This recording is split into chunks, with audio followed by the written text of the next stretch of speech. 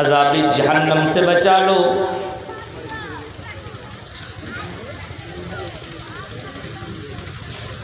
دہتی ہوئی آگ سے اپنے آپ کو بچا لو۔ کیا میں تمہیں ایک ایسی تجارت نہ بتاؤں؟ اس اللہ کی کتنی بڑی مہربانیاں ہیں،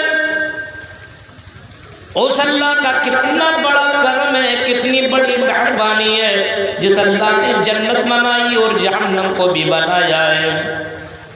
لیکن اللہ کتنا مہربان ہے، اللہ کتنا بڑا دیالو اور کتنا رحم کرنے والا، کتنا بڑا مہربان ہے، اپنے بندوں کے حق میں کس طریقے سے باتیں کر رہا ہے، اور اللہ تعالیٰ کس طریقے سے بندوں سے کہہ رہا ہے میرے بندوں سنو، ہم تمہیں خود بتا رہے ہیں کہ جہنم کو تو ہم نے بنایا ہے، اور جہنم کی آگ اتنی خطرناک ہے، جہنم کا عذاب اتنا دردناک ہے، جہنم کا عذاب اتنا بھیانک والا عذاب ہے، لیکن میرے بندو تمہیں اگر اس عذاب سے بچنا ہے تو تمہیں تجارت کرنی ہوگی، کاروبار تمہیں کرنا ہوگا۔ تنجیکم من عذاب علیم، اس تجارت کو کر کے تم اپنے آپ کو بچا سکتے ہو، اپنے آپ کو تم سیف رکھ سکتے ہو، اپنے آپ کو جہنم سے چھٹکارا حاصل کر سکتے ہو، اپنے آپ کو جہنم سے دور رکھ سکتے ہو اگر تم نے وہ تجارت کر لی۔ اور نبی کے دور میں اگر صحابہ کرام کی زندگیوں کو دیکھیں گے اور پڑھیں گے اور کتابوں کا مطالعہ کریں گے تو آپ کو بہت سے صحابہ ایسے ملیں گے، نبی کے بہت سے ساتھی ایسے ملیں گے جو گاہے بگاہے جناب محمد رسول اللہ سے یہ دعا، یہ ریکویسٹ کیا کرتے تھے، گزارش کیا کرتے تھے، یا رسول اللہ دلنی علی عمل اذا عملته دخلت الجنہ وَيُبَاعِدُنِي مِنَ النَّارِ۔ اے اللہ کے نبی آپ ہمیں ایک ایسا عمل بتا دیجئے، ایک ایسا کام بتا دیجئے، ایک ایسا کاروبار بتا دیجئے، ایک ایسی تجارت بتا دیجئے، اِذَا عَمِلْتُهُ جب میں اس کو کروں، جب میں وہ کام کروں، جب میں وہ تجارت کروں، جب میں وہ کاروبار کروں، عَمِلْتُهُ اِذَا دَخَلْتُ الْجَنَّةَ جب میں وہ کام کروں تو جنت میں چلا جاؤں، اور وَيُبَاعِدُنِي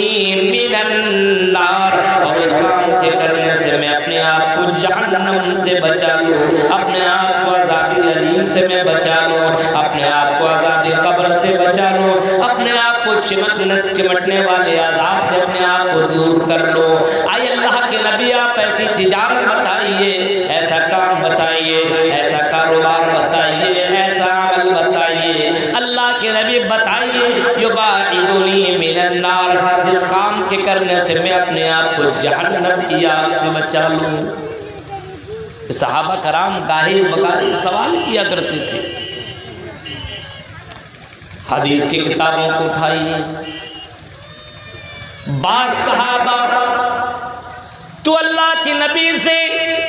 اس طریقے سے سوال کیا کرتے تھے، یا رسول اللہ من النجاة نجات کیسے ملے گی؟ اے اللہ کے رسول جہنم سے کیسے بچوں؟ اے اللہ کے رسول یہ بتائیے جنت کے اندر انٹری کیسے کرو؟ اے اللہ کے رسول یہ بتائیے عذاب علیم سے چھٹکارا کیسے ملے؟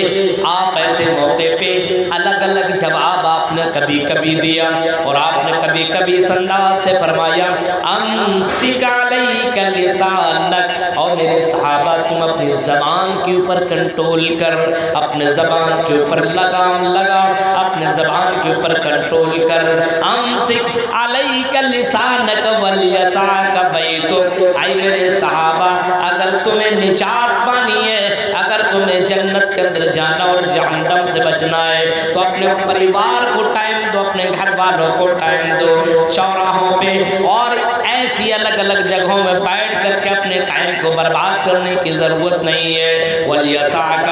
بیتک، اپنے گھر والوں کے لیے کوشش کر، اپنے گھر والوں میں ٹائم اسپینڈ کر، اپنے گھر والوں کے لیے ٹائم خرچ کر۔ ولیسعک بیتک وابک علی خطیئتک،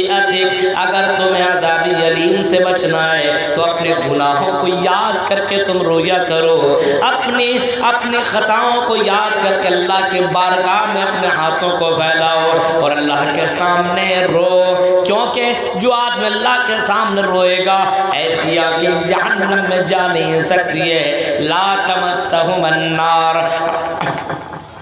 عین بکت من خشیت اللہ، ایسی آنکھیں جہنم کے اندر نہیں جائیں گی، عین بکت من خشیت اللہ، جو اللہ کو یاد کر کے روتا ہو اور اپنے آنکھوں سے آنسو نکالتا ہو، ایسے لوگ جہنم کے اندر نہیں جائیں گے۔ ایسے لوگوں کو اللہ تعالیٰ جہنم سے بچا لے گا۔ جو عذاب علیم کو یاد کر کے روتا ہو، جو خوف الہی سے روتا ہو، جو اللہ کے ڈر سے روتا ہو، جو اللہ کو یاد کر کے روتا ہو، عذاب قبر کو یاد کر کے روتا ہو، ایسے لوگوں کے لیے نجات ہو جائے گی۔ ایسے لوگ دردناک عذاب سے بچ جائیں گے۔ اور اللہ خود کہہ رہا ہے، اور میرے بندو کیا میں تمہیں ایک ایسی تجارت نہ بتاؤں، کیا میں تمہیں ایک ایسا کاروبار نہ بتاؤں، کیا میں تمہیں ایک ایسی بزنس نہ بتاؤں جس بزنس کو کر کے، جس کاروبار کو کر کے تم اپنے آپ کو عذاب علیم سے بچا لو۔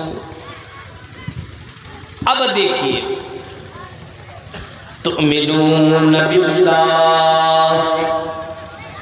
اس عذاب سے بچنے کے لیے پہلا کام یہ کرنا پڑے گا کہ تمہیں اللہ پر ایمان لانا ہوگا، تمہیں توحید کے معاملے میں مضبوط ہونا پڑے گا، تمہیں شرک سے بچنا پڑے گا، تمہیں اللہ کی ذات کے اوپر توکل اور بھروسہ کرنا ہوگا۔ تؤمنون باللہ، جس طریقے سے صحابہ نے ایمان لایا، جس طریقے سے لوگوں نے ایمان لایا، ویسے تمہیں ایمان لانا ہوگا۔ جس طریقے سے نبی کی دور کی عورتوں نے، لڑکیوں نے ایمان لائی، اسی طریقے سے ہمارے سماج کی لڑکیوں کو بھی ایمان لانا پڑے گا، ہمارے سماج کی بہنوں کو ویسے ایمان لانے کی ضرورت ہے۔ اگر اس طریقے سے ایمان لاؤ تب تم عذاب علیم سے اپنے آپ کو بچا سکتے ہو، اپنے پریوار والوں کو بچا سکتے ہو، کیونکہ خود کو اور اپنے پریوار والوں کو جہنم کی آگ سے بچانا یہی تو ذمہ داری ہے۔ تؤمنون باللہ، اللہ پر ایمان لاؤ۔ آج اللہ کے اوپر ایمان ہے کتنے مسلمانوں کا؟ دیکھیے آج یہی تو ایمان کی کمی ہے، اللہ کے ذات کے اوپر آج بھروسہ نہیں ہے مسلمانوں کو۔ اللہ کی ذات کے اوپر بھروسہ ہوتا تو اذان سننے کے بعد اپنے دکانوں اور مکانوں کو بند کر کے مسجدوں میں پہنچتا اور نماز با جماعت ادا کرتا، فجر کی وقت نماز میں ضرور حاضر ہوتا، کیونکہ اللہ کی ذات کے اوپر اس کو بھروسہ ہونا چاہیے، اللہ کے اوپر توکل ہونا چاہیے۔ دکان بند کر دو لیکن کوئی فرق نہیں پڑتا، رزاق وہ روزی روٹی دینے والا وہ ہے۔ نماز کے وقت میں گھر میں بیٹھ کر کے میں ٹائم بھی برباد نہیں کر سکتا ہوں، میں تجارت نہیں کر سکتا ہوں۔ ایسے مومن بنو۔ حضرت عبداللہ ابن عمر رضی اللہ تعالیٰ عنہ کہتے ہیں کہ میں بازار کے اندر موجود تھا، میری کانوں کے اندر اذان کی آواز آئی، اللہ اکبر اللہ اکبر، اذان کی آواز آئی۔ میں کیا دیکھتا ہوں، بازار کے لوگ اپنے اپنے دکانوں کو بند کر رہے ہیں، اذان سنتے اپنی اپنی دکانیں لوگوں نے بند کر دی اور لوگ مسجدوں میں پہنچ گئے۔ میں نے جب ان لوگوں کو دیکھا میرے دل میں خیال آیا کہ یہی وہ لوگ ہیں جن کے حق میں قرآن کی آیت اتری ہے، رجال لا تلہیہم تجارت ولا بیع عن ذکر اللہ۔ ایسے لوگ ہیں جن کو ان کی تجارت، ان کے کاروبار ان کو اللہ کے ذکر سے روکتی نہیں ہے، ان کی تجارت، ان کے کاروبار بیچ میں حائل نہیں بنتی ہے۔ جب اذان ہو جائے تو مسجدوں میں پہنچ جایا کرتے۔ ایمان والے لوگ ایسے تھے، ایمان والے ایسے تھے، اذان ہو جانے کے بعد کسٹمر آتا تھا لیکن اب ہم تمہیں دے نہیں سکتے ہیں، اذان ہو چکی ہے، اب ہم تمہارے ساتھ خرید و فروخت نہیں کر سکتے، اذان ہو چکی ہے، اب ہم تمہیں دے نہیں سکتے، اب نہیں دے سکتے، اذان کے بعد ہم نہیں اپنے سامان کو بیچ سکتے، چلو نماز پڑھ لو، نماز پڑھنے کے بعد سامان لے لینا۔ میرے بھائیوں، آج بھی باقاعدہ مکہ اور مدینہ کے اندر یہ ماحول آپ کو ملے گا۔ اگر اللہ تعالیٰ نے اگر آپ کو اتنا پیسہ دیا ہے کہ آپ